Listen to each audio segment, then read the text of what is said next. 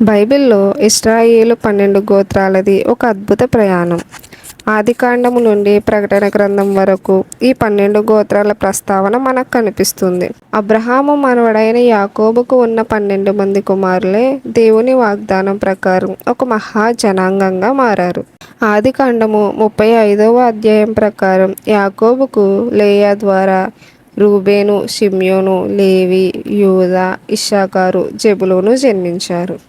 రాహేలు ద్వారా యోసేపు, బెన్యామీను జన్మించారు.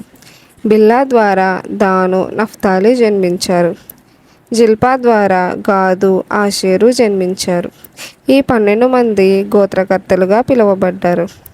అరణ్య ప్రయాణంలో వీరు ఒక క్రమశిక్షణతో నడిచేవారు. దేవుని ప్రత్యక్షపు గుడారం మధ్యలో ఉంటే 4 దిక్కులా 3 గోత్రాల చొప్పున వ్యూహాత్మకంగా విడదీసేవారు. యూదా గోత్రం రాజవంశానికి మూలం. సింహపు పిల్ల అని పిలువబడ్డాడు.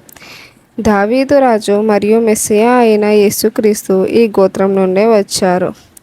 లేవీయులు వీరు దేవునికి ప్రత్యక్షించబడిన వారు. యాజకులుగా, బోధకులుగా ఉండేవారు. వీరికి భూమిలో వాటా లేదు, ఎందుకంటే దేవుడే వారి స్వాస్థ్యం. యోసేపు గోత్రం.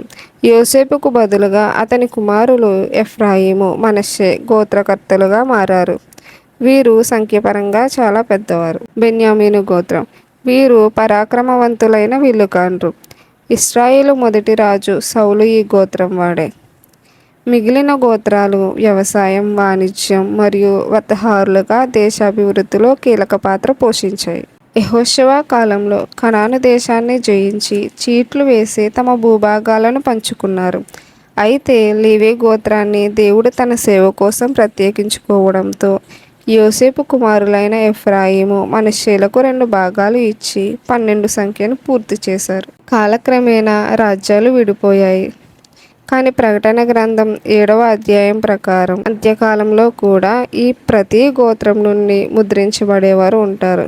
ఇశ్రాయేలు 12 గోత్రాల ప్రయాణం దేవుని నిబంధనలకు ఒక సాక్ష్యం.